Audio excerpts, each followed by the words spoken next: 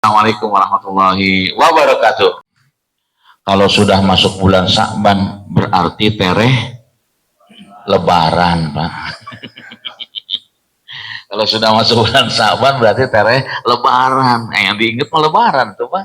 Tok aja bulan Ramadan itu banyak yang menghitung hari. Enak hari kehiji, hari kedua, itu dihitung. Padahal Ramadan dari dulu gak akan berubah gitu, Pak. Paling lama 30 hari.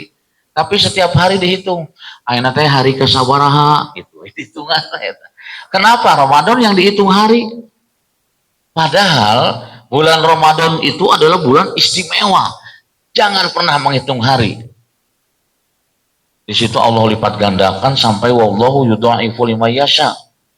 Sampai yang tak terhingga banyaknya. Memberi seteguk minum air yang saum saja pahalanya sebesar yang saum padahal hanya seteguk air. Saking mulianya bulan Ramadan. Maka oleh karenanya di bulan Sya'ban ini ada salah satu hadis Nabi yang masyhur, yaitu Rasulullah khawatir dari kebanyakan orang melupakan bulan Sya'ban. Karena di situ disebutkan dalam hadis bulan Sya'ban ini digencet antara bulan Rajab dan bulan Ramadan. Bulan Rajab perhatiannya adalah apa, Pak? Bulan Rajab itu perhatiannya adalah tentang Arba'atul Hurum, bulan yang diharamkan oleh Allah Subhanahu wa taala. Jadi yang namanya Arba'atul Hurum itu ketika kita berbuat baik Allah lipat gandakan kebaikan kita, tapi kebalikan ketika kita berbuat salah dilipat gandakan dosanya. Itu namanya Arba'atul Hurum. Digencet bulan Sya'ban ini dengan bulan Ramadan. Kita tahu bulan Ramadan adalah bulan yang istimewa. Karena dua bulan menggencet bulan Sya'ban ini sehingga makanya Rasulullah katakan kebanyakan dari orang ya umat Rasulullah banyak yang melupakannya bulan Sya'ban ini. Ada apa di bulan Sya'ban ini? Semua mufassir, para muhaddisin sepakat bahwa bulan Sya'ban ini adalah bulan perhitungan Allah Subhanahu wa taala. Seluruh laporan kegiatan kita ya, dari bulan Muharram sampai bulan Sya'ban itu dihitung oleh Allah Subhanahu wa taala. Mana yang lebih banyak, amal soleh kah atau amal salah? Dalam bahasa Arab itu, Pak, soleh sama salah bedanya di shot dengan sin, belakangnya mah sama. Solehun berarti orang yang baik, salahun berarti orang yang salah. Gitu. Bedanya itu hanya shot dengan sin. Makanya ketika kita salah mengucapkan, artinya pun fatal, jadi salah. Nah, mudah-mudahan di bulan Sya'ban ini, yang kata Rasulullah banyak orang yang lupa, semoga melalui kajian pagi hari ini kita tidak lupa. Apa amalan yang istimewa? Banyak orang yang menanyakan tentang amalan istimewa di bulan Rajab apa? Kalau kita baca di beberapa literatur, baik literatur yang tulis Imam Bukhari, Imam Muslim, dan sahih-sahih yang lainnya, Rasulullah selama di bulan Rajab ini menjalankan ibadah saum. Hadis menyebutkan Rasulullah saumnya sampai kulluhum, seluruh bulan Sya'ban. Hanya tidak boleh muwasol. Jadi kalau besok Ramadan, hari ini tidak boleh saum. Itu aja. Jadi artinya jeda 1 hari. Ada yang menyebutkan nisful hurum. Jadi hanya setengah bulan. Ada yang sepertiga. Beda-beda orang menginterpretasikan tentang bulan Sya'ban, di mana Rasulullah banyak melaksanakan ibadah saum. Itu. Nah, oleh karena itulah pada kesempatan pagi hari ini kita ingin menguraikan satu persatu makna dari bulan Sya'ban itu sendiri, di mana di bulan ini semua amalan kita itu diserahkan ke Allah Subhanahu wa taala. Itulah yang menjadi alasan dalam sebuah hadis kenapa Rasulullah banyak menjalankan ibadah saum di bulan Sya'ban ini. Aku ingin ketika amalanku dilaporkan ke Allah Subhanahu wa taala, aku dalam keadaan saum, kata Rasulullah. Itulah yang menjadi landasan. Termasuk juga kenapa Rasulullah melakukan saum Senin Kemis. Itu juga sama. Hari Senin itu hari kelahirannya, tapi hari Kemis amalan dilaporkan ke Allah Subhanahu wa taala. Jadi amalan kita ada yang pekanan, ada yang bulanan. Bulanan itu setengah bulan. 13, 14, 15. Nah, ada yang tahunan itu bulan Sya'ban. Begitulah interpretasi di kalangan para mufasir dan muhadisin.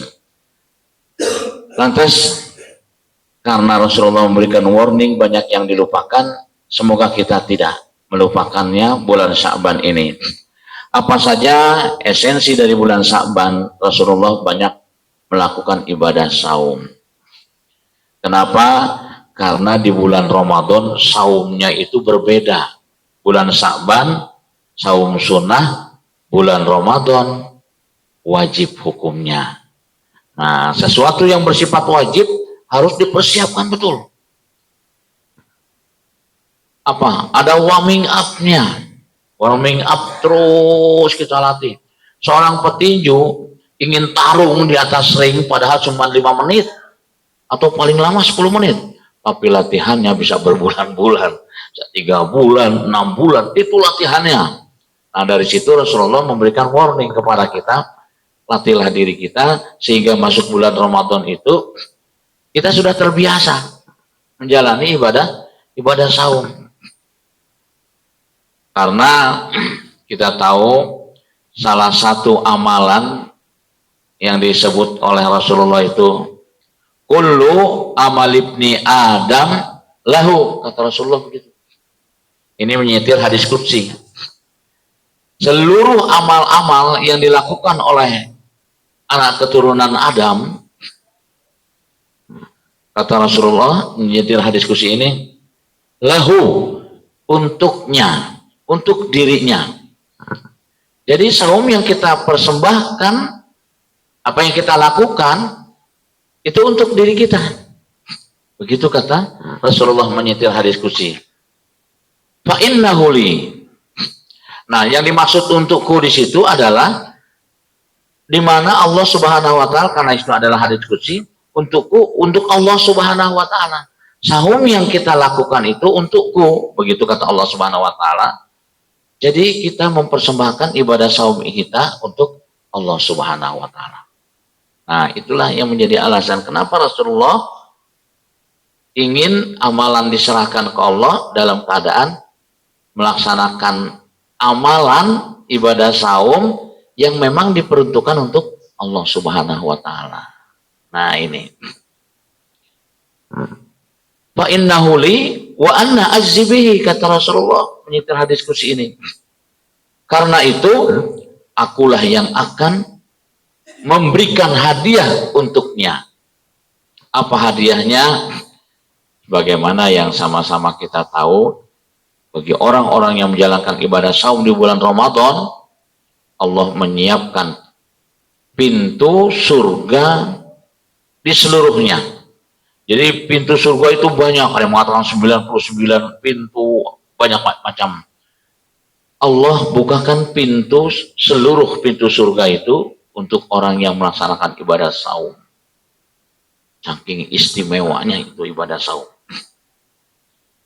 Apalagi ketika kita meninjau saum dari sisi ilmu biologi. 3 profesor melakukan penelitian tentang pentingnya mengosongkan perut. Karena 3 profesor ini bukan muslim, jadi bahasanya gitu, pentingnya mengosongkan perut gitu. Yang terkenal adalah profesor dari Jepang, yaitu Yoshinori Ozomi. Ini profesor bidang biologi. Dia melakukan penelitian tentang pentingnya mengosongkan perut. Apa manfaat yang bisa didapatkan dari mengosongkan perut ini? Kata Yoshinori itu, ternyata kan kita tahu bahwa tubuh kita ini terdiri dari miliaran sel. Nah, bahkan ada yang menyebutkan triliunan sel.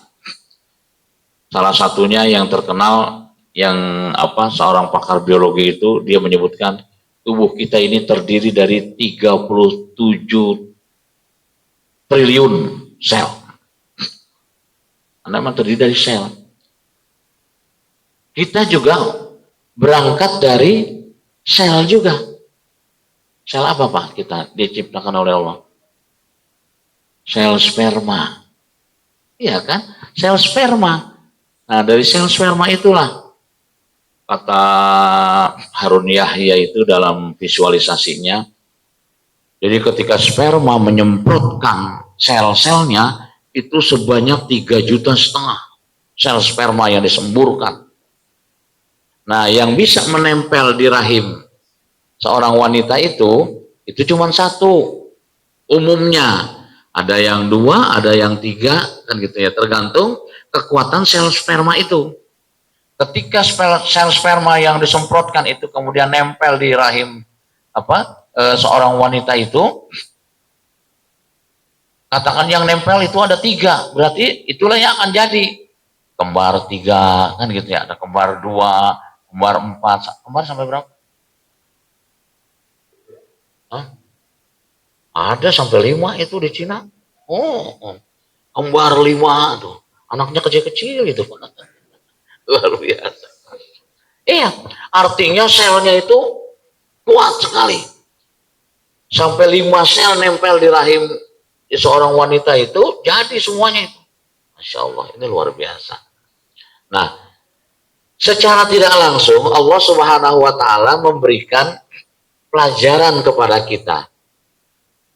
Kalau banyak orang menyebutkan hidup itu adalah perjuangan, karena kita juga ada hasil perjuangan. 3 juta sel berjuang, coba. Ingin jadi, ya kan, embrio. 3 juta sel, ternyata yang jadi cuma 1, yaitu kita. Nah, artinya secara tidak langsung Allah Subhanahu wa Ta'ala memberikan tadi ya pelajaran kepada kita bahwa kita ini ada hasil perjuangan. Maka hidup harus terus berjuang. Apa salah satu bentuk perjuangan yang Allah perintahkan? Dalam surat 9 ayat 105 Allah katakan, wa kuli malu fasyarallah. Berjuanglah kalian. Itu. Agar perjuangan kita tidak sia-sia, fasyarallah. Begitu kata Allah Subhanahu wa Ta'ala. Perjuangan yang kamu lakukan, kata Allah Subhanahu wa Ta'ala, minta perhatian kepadaku. Makanya ketika kita berjuang dalam segala aktivitas kita, ketika kita di kantor, kita dalam rangka berjuang. Ketika kita berada di jalan, itu juga dalam rangka berjuang. Jadi semua aktivitas yang kita lakukan dalam keseharian itu adalah sebuah perjuangan yang kita tempuh. Nah, persoalannya adalah apakah perjuangan yang kita lakukan dari mulai bangun tidur sampai kita hendak tidur kembali itu diterima oleh Allah Subhanahu wa taala. Nah, ini yang paling penting. Jangan sampai kita berjuang siang dan malam ternyata seperti dalam sebuah hadis dikemukakan oleh Allah Subhanahu wa taala, ya.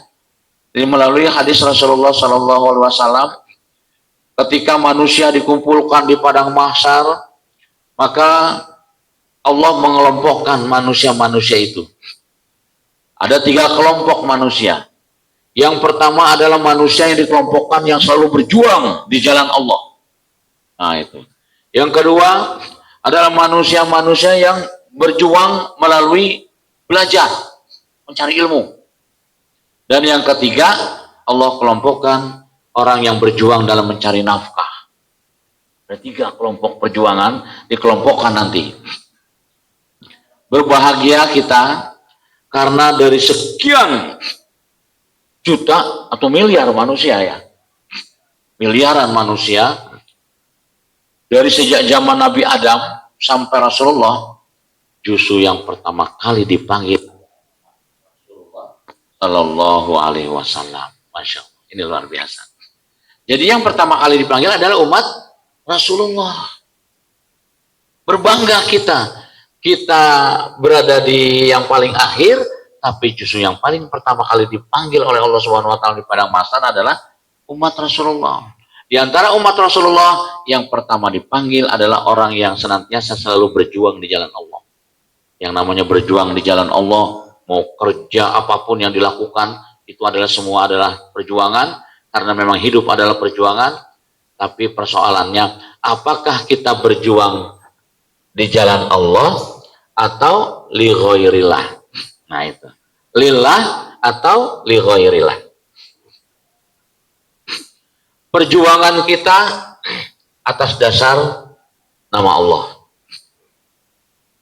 Jadi ketika orang yang berjuang di jalan Allah itu ditanya oleh Allah Subhanahu wa taala, apakah benar engkau berjuang atas dasar namaku?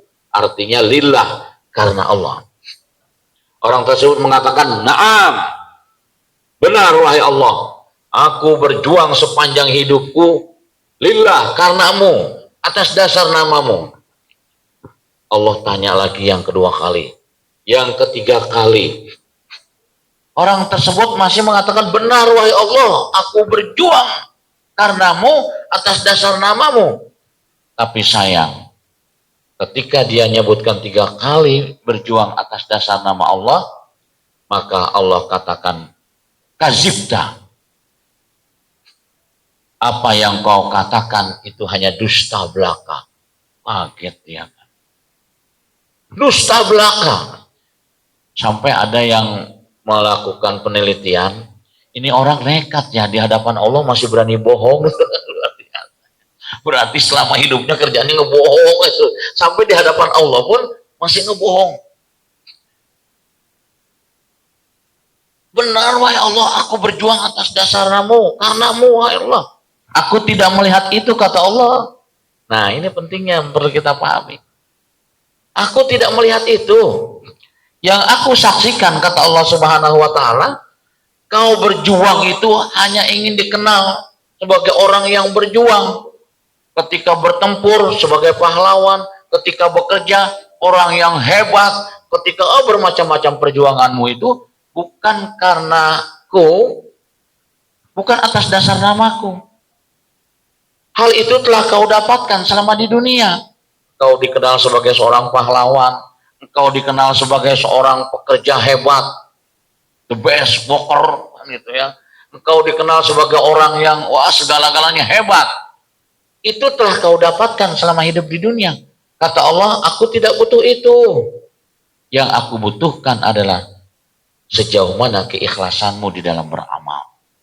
Nah, ini keikhlasan dalam beramal. Makanya dalam surat Al-Bayyinah ayat 5 Allah tekankan gimana?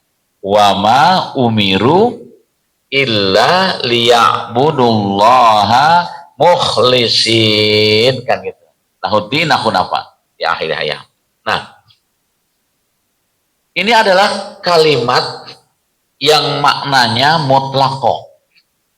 Kalimat yang memiliki makna mutlaqo, artinya mutlak, tidak bisa ditawar-tawar. Kalau orang Sunda bilang kudu kitu Nah, kalau orang Jawa Timur bilangnya apa? Pokoke. Nah, kalau sudah pokoke, sudah selesai sampai di situ. Nggak bisa ditawar-tawar lagi. Nah, itu kalimat mutlaqo. Kata Allah Subhanahu wa taala, tidak aku perintahkan kepada kalian di dalam melakukan berbagai aktivitasnya kecuali dengan mengikhlaskan diri. Jadi amal-amal yang diterima oleh Allah Subhanahu wa taala adalah amal yang dilandasi dengan keikhlasan. Seperti apa sih amal yang didasari dengan keikhlasan? Amal yang dilandasi dengan keikhlasan itu selalu mengikuti maunya Allah. Karena ikhlas itu identiknya kepada Allah Subhanahu wa taala. Ikutilah maunya Allah. Apa saja yang Allah inginkan, ikutin. Itu salah satu bentuk keikhlasan kita menjadi hamba Allah. Persoalan yang tidak mudah. Lisan kita mengatakan saya ini adalah hamba Allah. Tapi dalam praktek kehidupannya kita tidak mencerminkan sebagai hamba Allah. Buktinya apa? Ternyata kita menjadi menjadi hamba selain Allah. Kalau sudah urusan jabatan, kekuasaan, harta, performan, wah, udah di atas segala-galanya. Allah lupa di situ. Ya Allah dilupakan. Makanya di sini perlu kita mereview kembali tentang aktivitas yang kita lakukan dalam keseharian. Makanya kata Allah itu, hal itu telah kau dapatkan selama di dunia, engkau adalah orang yang hebat. Orang di dunia itu tahu engkau adalah orang hebat. Aku tidak butuh itu. Ini ngeri sekali Pak. Hadisnya ini 2 lembar. Setelah itu, maka Allah panggil Malaikatul Malik. Ya Malaikatul Malik, udkhul finnar. Masukkan orang ini ke dalam neraka jahanam. Nauzubillah. Perjuangan yang luar biasa dia telah dapatkan. Dikenal sebagai seorang pahlawan. Sebagai pekerja yang hebat. Tapi di hadapan Allah ternyata tidak ada apa-apanya. Di dalam hadis itu dikemukakan Pak, Malaikatul Malik langsung menjambak rambut orang tersebut, kemudian orang tersebut tersungkur. Karena hadisnya begitu Pak. Orangnya tersungkur, kemudian ditarik gitu sampai wajahnya itu berlumuran dengan darah, sampai dimasukkan ke dalam neraka jahanam. Sampai seperti itu. Hadis merinci demikian. Betapa pentingnya mengikhlaskan diri di dalam beramal. Tipis Pak. Ikhlas sama tidak ikhlas tipis. Saya ambil contoh sederhana saja. Ada salah seorang warga datang ke masjid Uswatun Hasanah. Menemui pengurus masjid. Pak DKM, ini ada rezeki saya nih, titip uang 10 juta buat pemeliharaan masjid. Alhamdulillah, senang banget untuk pengurus masjid. Ada yang infak 10 juta. Kemudian pengurus masjid kan nggak mau begitu aja kan. Buat bagaimanapun yang namanya mencatat itu wajib hukumnya. Jangan sampai menerima uang udah aja nggak dicatat. Terima, kemudian dicatat 10 juta. Bapak atau ibu dari mana? Nggak usah tahulah. Nah, gitu Pak ya. Kan saya perlu Pak tahu Bapak orang mana sebagainya. Ya pokoknya orang Indonesia. Ditulis orang Indonesia gitu Pak. Nah saya kan perlu tahu Pak. Nama Bapak atau Ibu siapa. Apalagi nggak udah tulis saja hamba Allah. Memangnya kenapa Pak kalau ditulis nama atau Bu nggak tulis nama? Saya takut tidak ikhlas. Artinya orang tersebut sudah tidak ikhlas menyumbang 10 juta itu. Tipis Pak ya? Tipis. Tipis sekali. Kenapa? Karena orang yang ikhlas itu disebutkan di dalam Al-Quran sirra wa alaniyah. Gak terpengaruh, mau ditulis, gak ditulis. Gak ada pengaruh buat orang yang ikhlas. Dia tetap ikhlas. Nggak begitu ditulis ya jadi bangga, ketika nggak ditulis dia kecewa. Orang ikhlas nggak gitu Pak, nggak begitu. lurus saja, lurus.com kan gitu ya. Kenapa? Karena dia infak atau sodako atau melakukan amal-amal yang lainnya itu karena Allah. Udah lillah, lillah. Makanya ini perlu latihan, Pak. Perlu latihan. Sampai termasuk ibadah sholat kita. Yang kita lakukan ini, benar nggak? Sepanjang kehidupan kita ini, sholat didasari dengan keikhlasan. Nah itu. Kalau ikhlas orientasinya adalah Allahu khayatuna, Allah subhanahu wa ta'ala, maka ibadah sholat kita itu mengikuti maunya Allah. Yang keikhlasan kan ke sana arahnya. Jadi ikutin maunya Allah. Nah sekarang kan kita kadang-kadang atau seringkali, kadang-kadang sama seringkali ini beda tipis sih Pak ya. Apa yang terjadi?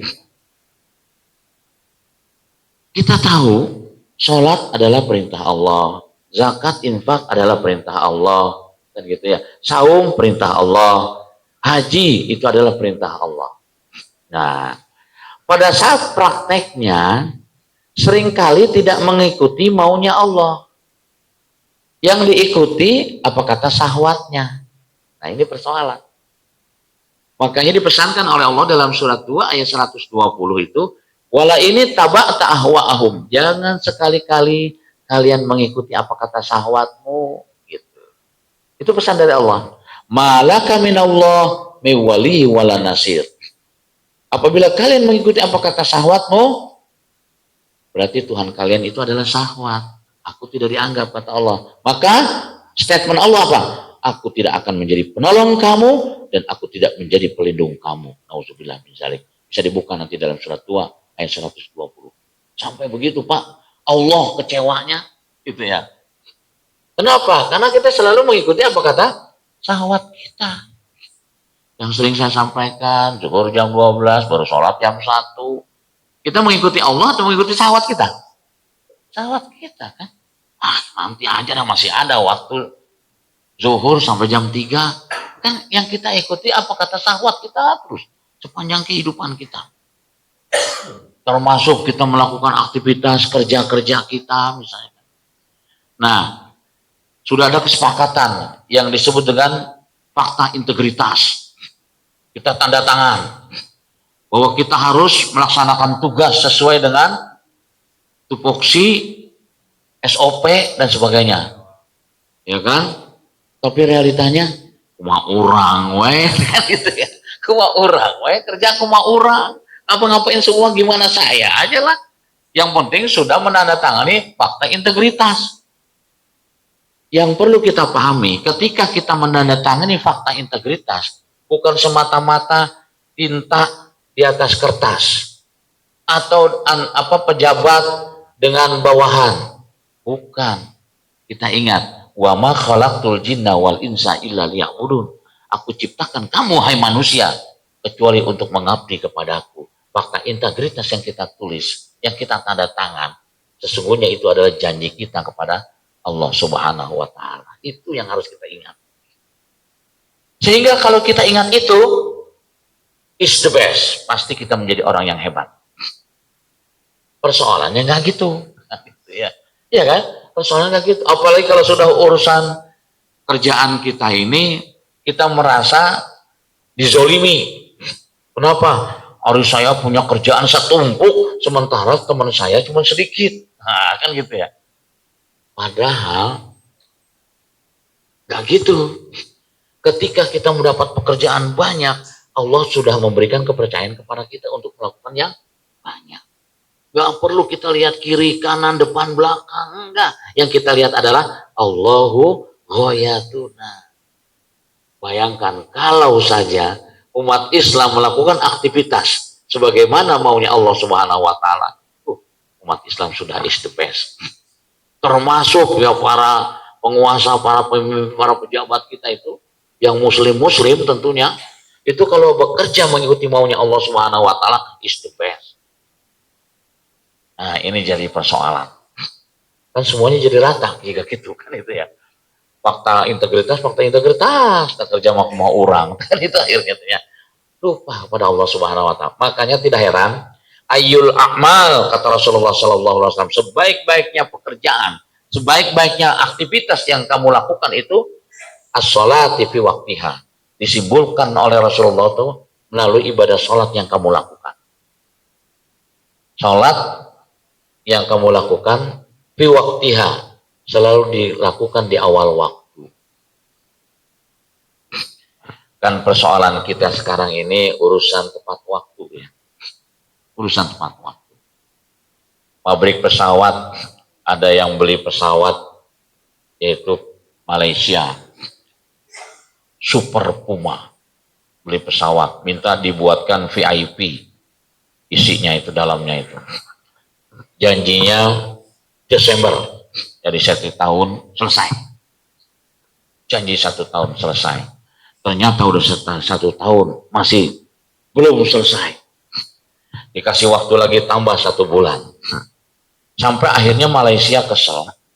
Udahlah, saya nggak mau tahu pokoknya kalau masih terlambat lagi, saya minta 1 pesawat lagi, free. Jadi jika orang beli makanan ya kan, beli 2 dapat 3 tuh Pak. Ya, jangan beli 2 dapat 1, nggak Pak, jangan mau Pak. Beli 2 dapat 1, maunya orang beli 2 dapatnya cuma 1. Maksudnya beli 2 free 1 kan gitu ya. Atau beli 1 free 1 jadi dapat 2. Nah seperti itu. Bayangkan harga pesawat kita tahu sendiri. Harganya itu triliun. Masya Allah, itu luar biasa. Ratusan miliar tergantung itu jenis pesawatnya. Kenapa? Karena tidak tepat waktu. Itu persoalan yang kita hadapi di kehidupan kita seperti itu. Contoh sederhana saja misalnya. Kebetulan ada ibu-ibu pekerjaannya bikin kue, kan gitu. Ada yang pesan kue. Kemudian dia pesan kue, Bu, saya pesan ya, tolong kuenya jangan pakai MSG. Gitu ya. Kedua, tolong nanti jam 10 saya ambil. Kenapa? Saya harus langsung berangkat nih, membawa kue ini. Begitu datang, bener ini nggak pakai MSG? Ya, saya nggak suka pakai MSG. Tapi sayangnya apa? Tidak tepat waktu. Jam 10, janjinya jam 12 baru selesai. Gimana rasanya itu Pak? Yang harusnya saya sudah sampai misalnya ke Jakarta. Ini belum apa-apa, masih nunggu kue yang mau dibawa. Kecewanya bukan main. Iya kan? Itu bentuk kekecewaan sesama manusia. Bagaimana lagi Allah Subhanahu wa taala sebagai pemilik segala-galanya. Wallahu akhrajakum min butuni ummahatikum la ta'lamuna syai'a wa ja'ala lakumus sam'a wal absara wal afidah la'allakum tashkurun, kata Allah.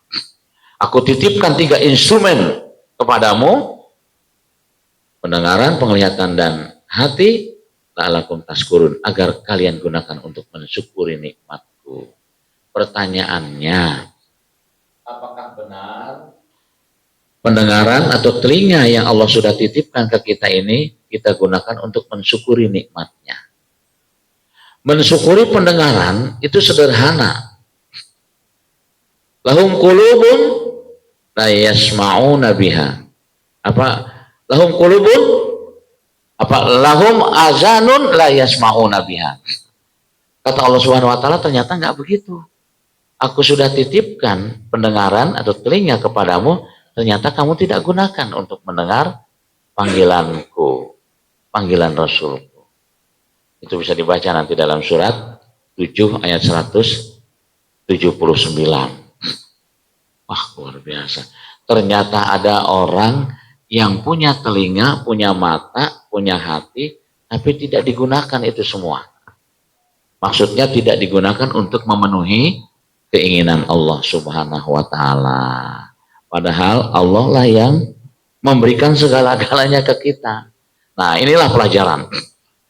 Itulah yang menjadi dasar kenapa Rasulullah selalu waspada ketika aktivitas yang dilakukan itu, selalu bertanya, apakah yang saya lakukan ini Allah ridho atau tidak.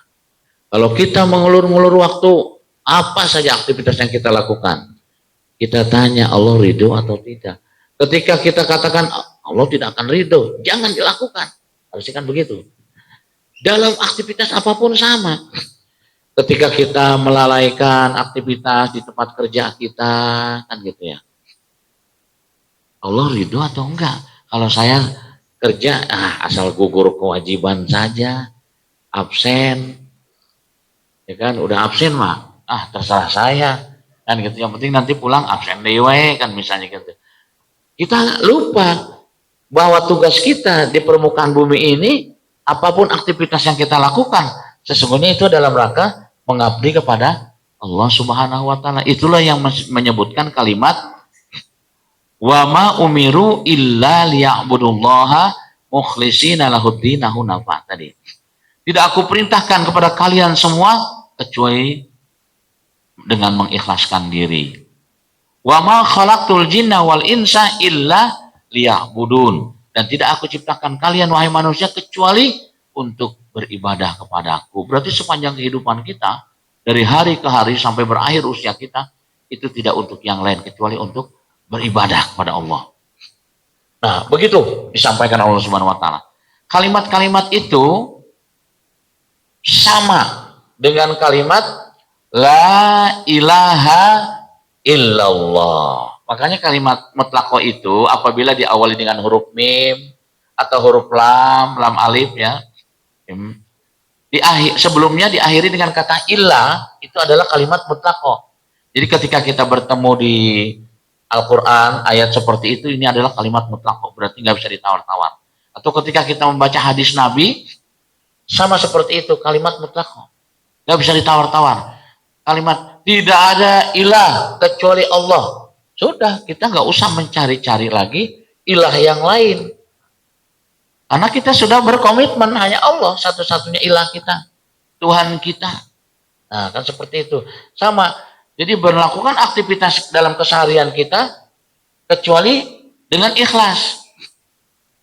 Ketika tidak ikhlas, sudah tidak bisa diterima.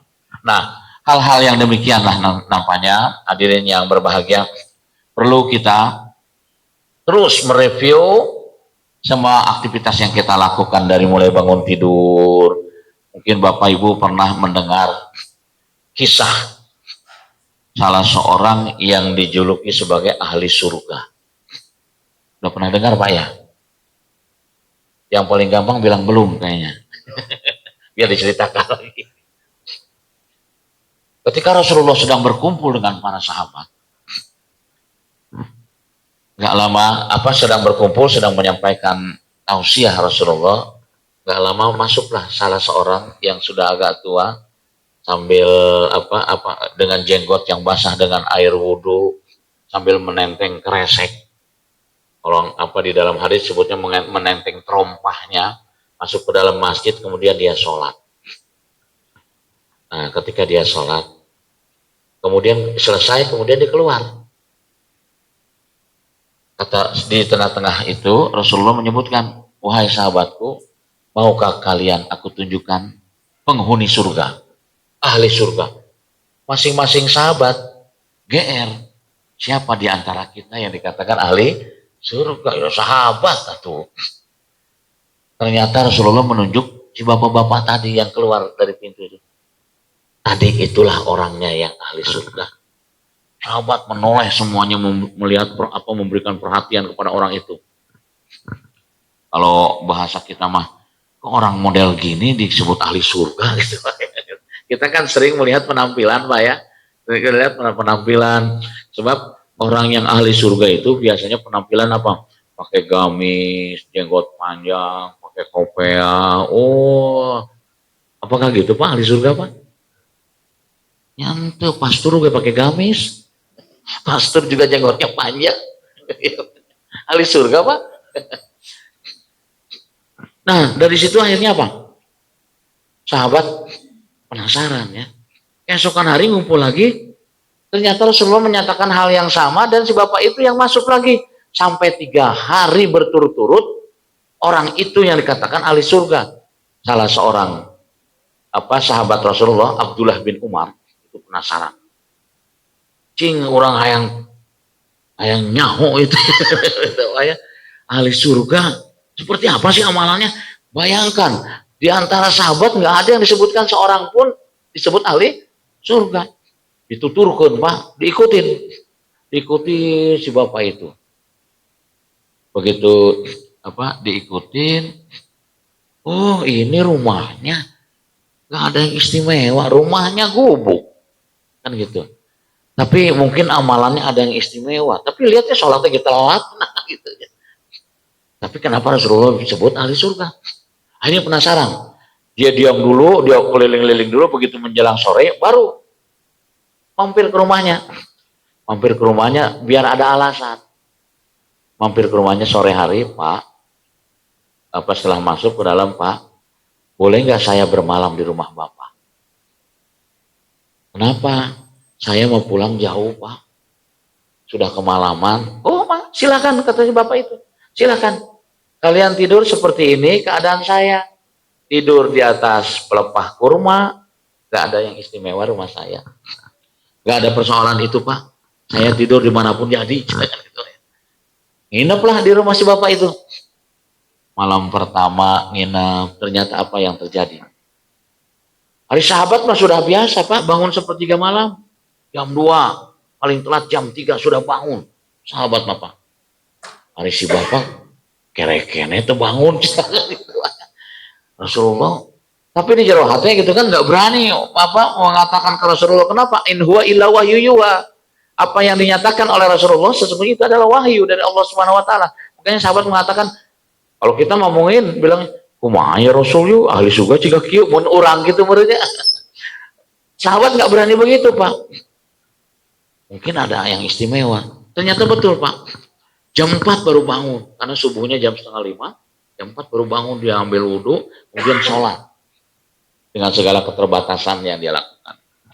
Setelah 3 malam. Begitu 1 malam selesai. Penasaran, Pak. Boleh nggak saya bermalam di rumah Bapak? Wah, kamu betah di rumah saya.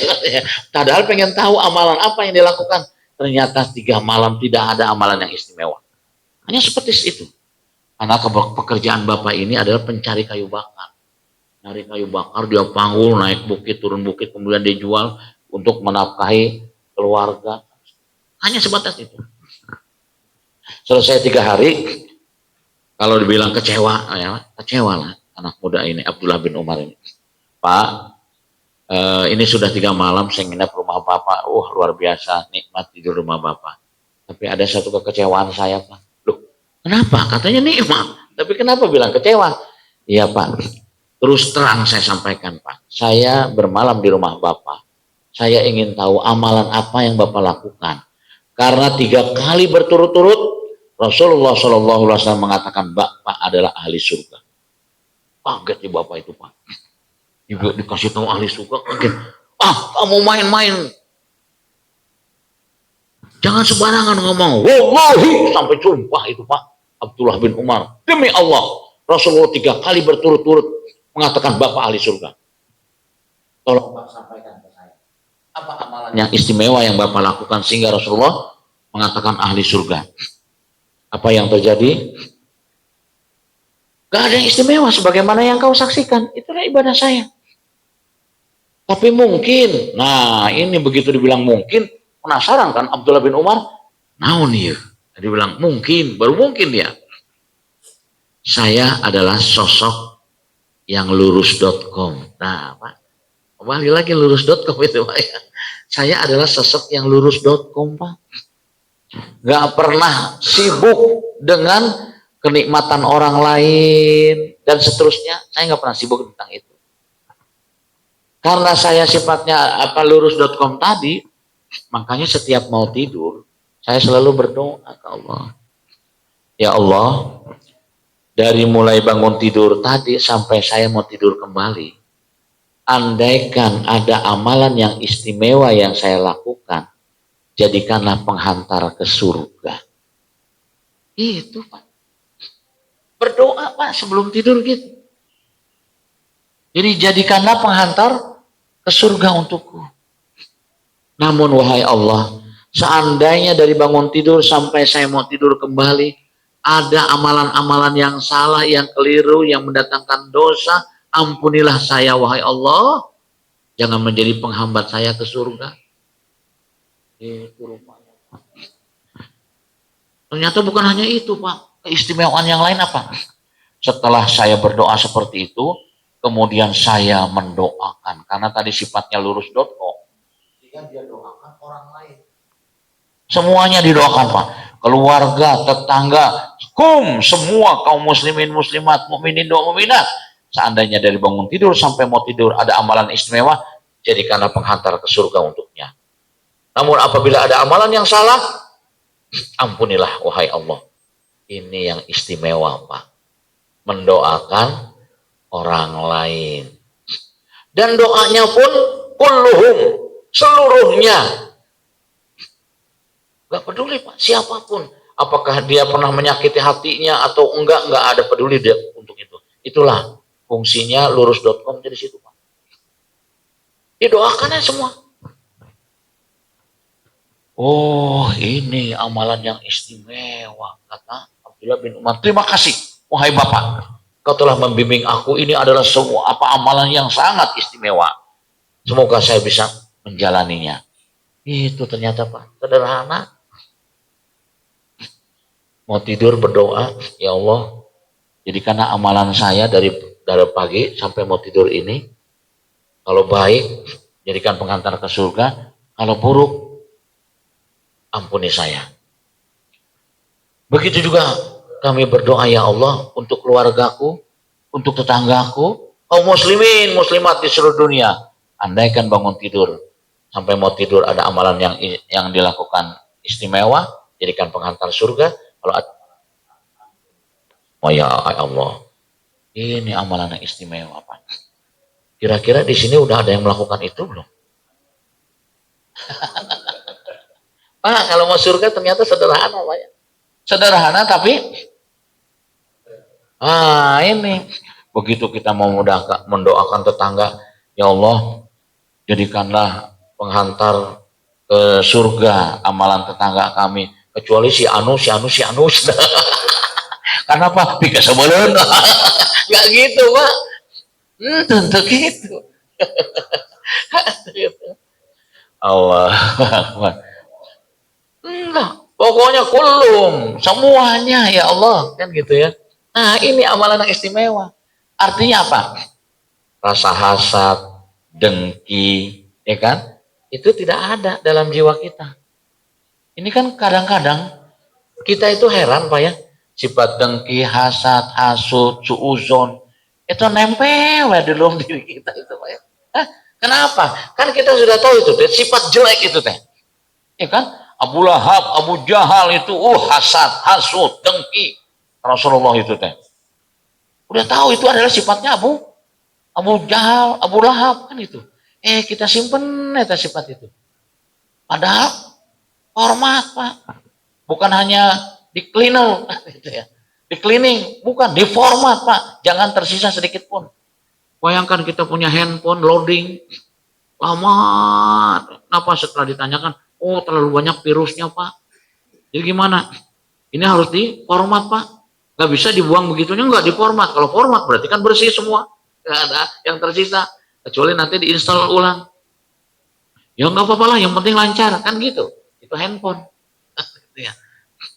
Tapi jiwa kita, dibiarin aja bersemayam itu dalam diri kita itu.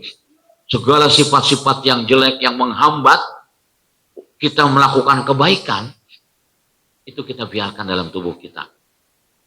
Padahal kita sehari-hari main handphone, main laptop. Tapi begitu loading kita kesel. Tapi sifat kita yang jelek itu masih kita biarkan dalam tubuh kita. Maka mari kita format sifat-sifat jelek yang ada dalam tubuh kita, sehingga kita memiliki sifat lurus.com. Nah, ini ya, sifat lurus.com, nggak masalah.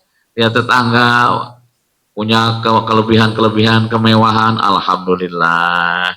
Semoga Allah berkahi hidupnya. Itu kan, Pak ya. Ketika tetangga dapat musibah, Kita doakan semoga Allah angkat musibahnya dan dijadikan kifarat atas dosa-dosanya. Kan gitu.